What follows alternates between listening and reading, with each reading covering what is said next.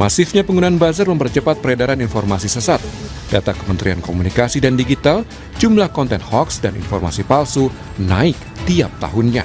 Hanya membingungkan, tapi kemudian mereka menguasai narasi yang sesuai dengan kepentingan mereka sendiri gitu, bukan lagi untuk kepentingan publik.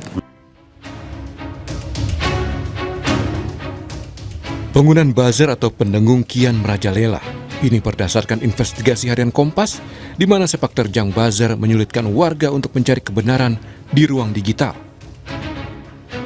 Buzzer bekerja untuk menggarap proyek tertentu, diantaranya bila diminta membela instansi tertentu atau berkaitan dengan isu publik.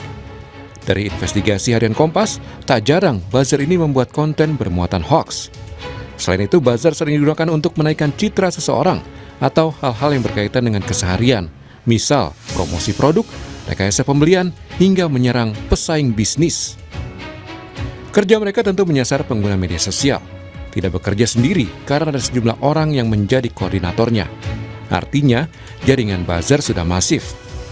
Dari pengakuan 2 koordinator buzzer dan 3 agensi pemasaran digital, mereka mengklaim punya kekuatan 5.000 hingga 70.000 buzzer. Rata-rata buzzer tergabung di sekitar 10 agensi dan komunitas. Berapa tarifnya? Bisa mencapai 5 juta hingga 8 juta rupiah jika sang buzzer mampu menggarap isu agar jadi trending topik di media sosial X. Itu untuk tarif per jam. Tapi ada juga yang tarif bawah, mulai 5.000 hingga 300.000 rupiah untuk promosi program instansi. Misalnya, hanya sekedar menulis komentar di kolom gambar yang diunggah hingga membuat video pendek. Masifnya penggunaan buzzer mempercepat peredaran informasi sesat.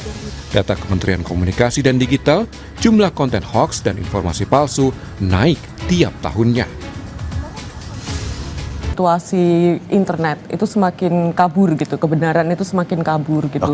Dan kita semakin tidak bisa membedakan mana yang benar dan mana yang salah atau mana yang abu-abu gitu.